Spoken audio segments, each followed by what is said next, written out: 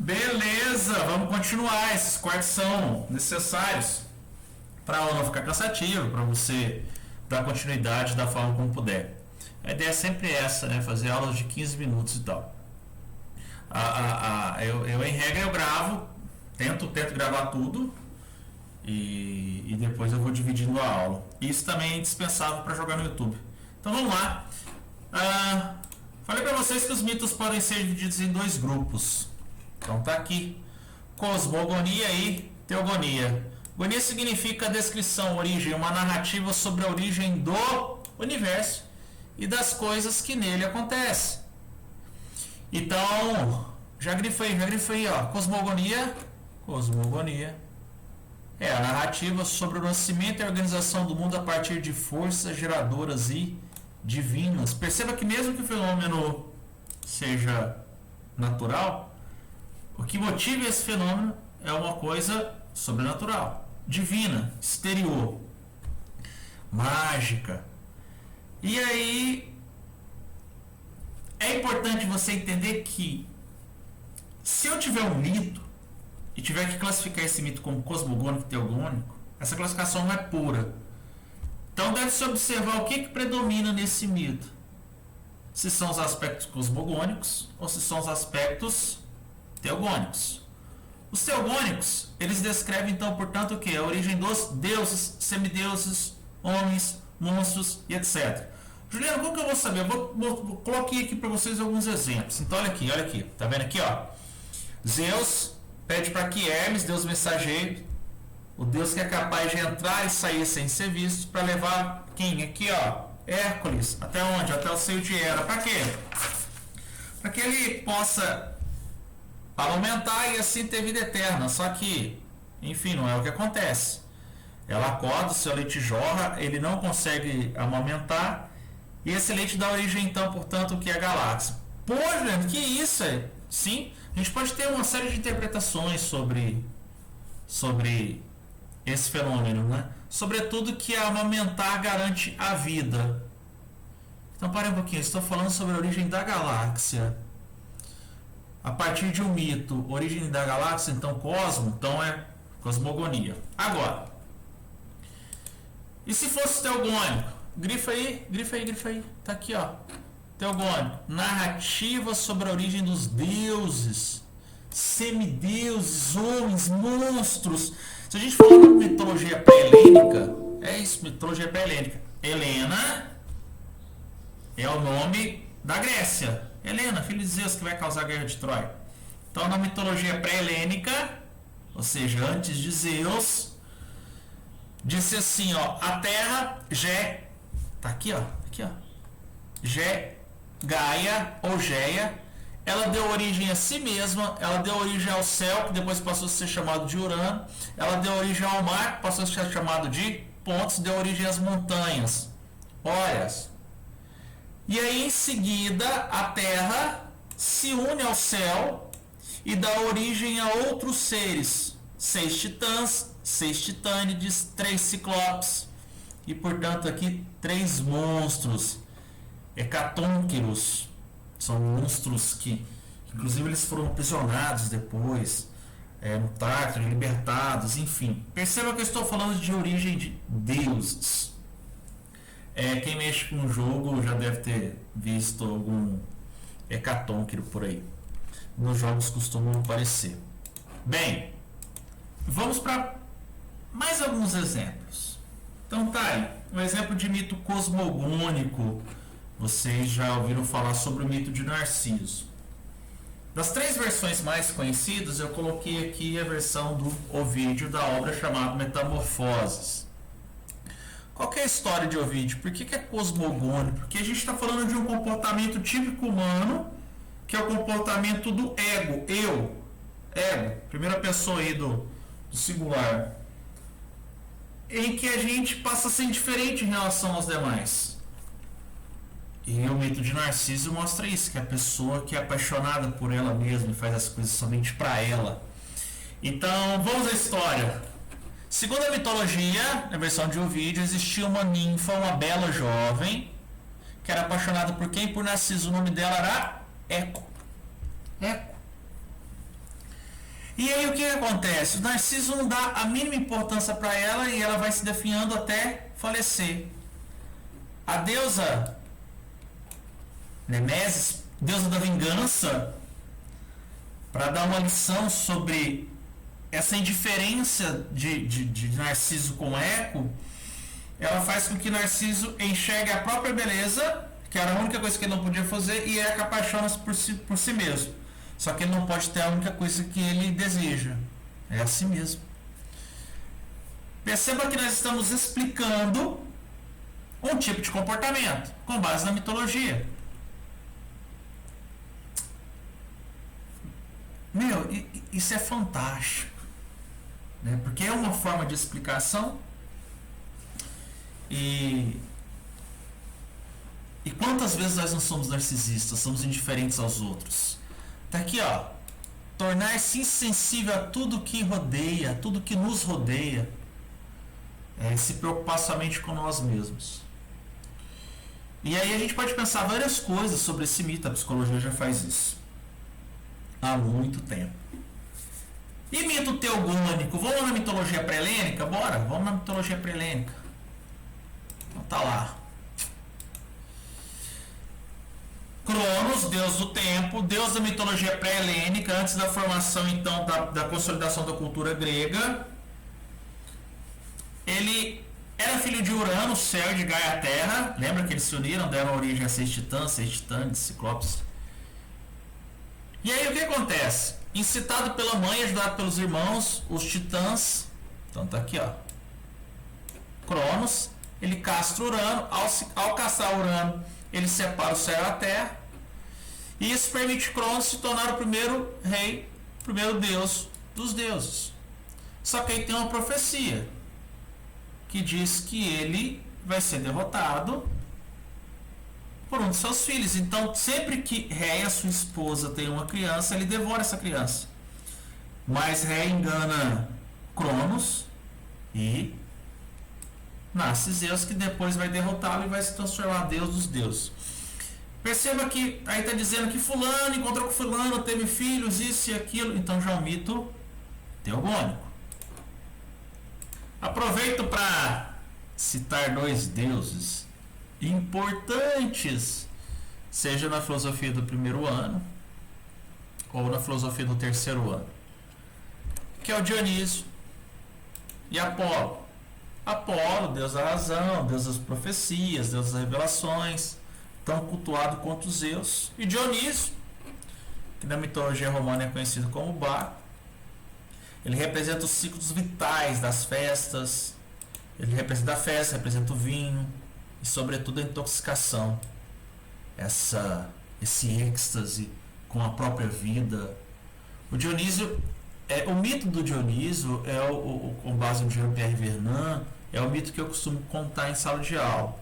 Aqui não dá, mas é importante você entender que o Dionísio, ele é o deus da embriaguez. Ele se opõe a Apolo. Enquanto Apolo é a racionalidade, Dionísio é a sensação, é a emoção, é a indisciplina,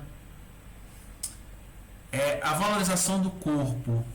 Então, fazendo esse contraponto aí de racionalidade e intuição, de racionalidade e sensação, de racionalidade e prazer. Em outras palavras, entre alma e corpo. Enfim. Características dos mitos. Agora, saindo um pouco das histórias, e quando eu vou falar de mitologia, das histórias, eu fico louco, porque eu também fico confuso, são tantas as versões, são tantas as histórias, mas agora não, as características dos mitos, que é o que de fato é cobrado nos vestibulares e no Enem. Tá, os mitos, essas histórias que envolvem divindade, forças sobrenaturais. Eles aqui, ó, deusa da discórdia. Tá aqui, ó, explica o mundo, os mitos explicam o mundo por meio de poderes e intervenções divinas. Não é muito diferente da nossa crença, não. Explica o presente por meio das mesmas histórias de um passado distante, ou seja, aquela mesma história contada há séculos atrás, é a mesma história usada para explicar o presente. Nenhuma coincidência com a nossa crença, né? Perceba que a ideia das concepções, mesmo tendo diferentes crenças, mas a partir do momento que envolve a ideia do sobrenatural, de um poder maior, essas características elas costumam se repetir. Permite contradições, incoerências. Sim, os mitos permitem contradição. Como assim? O leite deu origem à galáxia? Isso é possível? Ou Prometeu moldou o homem a partir do barro? Prometeu na mitologia grega. Posso estar errando Deus, mas acho que eu não estou errando não. Eu acho que é ele mesmo. Deixa eu voltar aqui para ver se eu vou estar errando. É ele mesmo, é Prometeu, tá aqui. Vamos lá. Permite contradições e permite incoerências? É claro que permite incoerências. Como é possível, por exemplo, a partir da união da Terra com o céu, você cria titãs, titânides, e de repente, que são seres assim mágicos, de repente ciclopes, catônquios, seres de 100 braços e 50 cabeças. Como que isso é possível? Né? A gente pode pensar várias coisas, né? O mesmo pais, por exemplo, que tem diversos filhos, alguns perfeitinhos, outros dão um trabalho danado. Ô Juliano, você está viajando? Sim, mas é para mostrar que existem formas de explicar o mundo, e essas formas nem sempre elas são argumentativas. Elas podem estar cheias de fábulas, cheias de crenças, cheias de incoerência. Naturalmente, os mitos eles nascem com maior força do que a ciência e a filosofia, ou seja, do que as explicações com base no homem. Mas por quê? Porque a ciência e a filosofia é argumento, é demonstração, comprovação. O mito não. O mito ele é uma narrativa. Ou você acredita ou você não acredita, acabou. É assim que funciona. Juliane, como que funciona isso? Tá aqui, ó. Os mitos, eles foram escritos na forma de poema. Lembrando que poema é diferente de poesia. Poesia é uma produção artística. O poema, ele é um tipo de texto que constitui o gênero de poesia. Mas essa linguagem do poema, ela se baseia em versos. Esses versos normalmente eles têm rima. Por quê? Para você gravar, né? Porque quase não tem papel. Papel é uma coisa difícil no mundo antigo. Então você tem couro e mesmo pedra. E aí é inviável. Então a ideia de versos acompanhados de rimas é para você decorar. Então, sobretudo, os mitos estão escritos, mas devido a essa limitação da possibilidade de tecnologia para registro, você precisa decorar. É isso mesmo, decorar. E versos e rimas ajudam. Hoje, esses poemas eles são classificados em gênero épico, epopeia, são grandes feitos, grandes histórias, a gente vai falar sobre isso. Eu vou dar indicações de filmes para vocês. E os principais poetas desse período é Homero e Hesíodo, sobretudo Homero, com a obra Odisseia e Ilíada. Por isso chamamos de período homérico. Juliana, então, essas são características dos mitos. Pode facilitar a nossa vida? Posso. Eu vou citar uma série de características dos mitos. Tá aí, ó. Detalhe.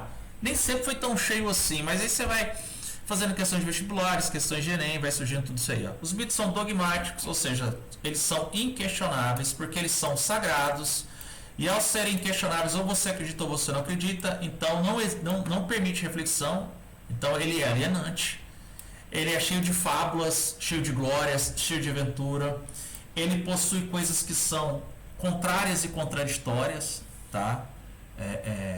Você fala assim, nossa, mas isso não tem sentido. Mas você precisa perceber que o mundo dos deuses não é o mundo dos homens. O que é possível para ele não é para você. O que é compreendido pelos deuses não é compreendido por você. Eles estão em outro plano, eles seguem uma outra lógica.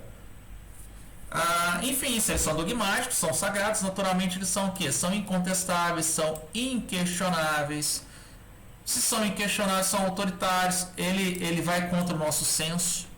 Mas parem um pouquinho. Então Narciso se debruçou sobre a lagoa de Eco E ao ver o seu reflexo se apaixona por si mesmo. Eu tenho um colega que é assim, ele se ama demais. E aí isso faz com que ele pereça também. Que coisa. Percebe? Então nós temos aí alegorias, né, que são explicações fabulosas sobre as coisas que acontecem. Não é uma demonstração, não é argumentação, é uma narrativa. Por ser dogmático e fazer parte da cultura, isso se torna de certa forma uma lei dada pelos deuses aos homens, que diz aos homens o que eles devem ou não fazer. As coisas que vêm de Deus, elas são revelações. E aí, entre tantas características que eu coloquei aqui, ó, ruínas, entre tantas características, já tô querendo falar da imagem, tem uma que se destaca, é isso aqui, ó. Os mitos são racionais ou irracionais? Você já vai dizer, os mitos são irracionais. Errado, os mitos são racionais. Eu falei para você lá no início, é uma racionalidade primitiva, é uma primeira forma de explicar. Só que ele se baseia no quê? No sobrenatural. Tá aqui, ó, depois de Zeus, Apolo é certamente o deus mais cultuado.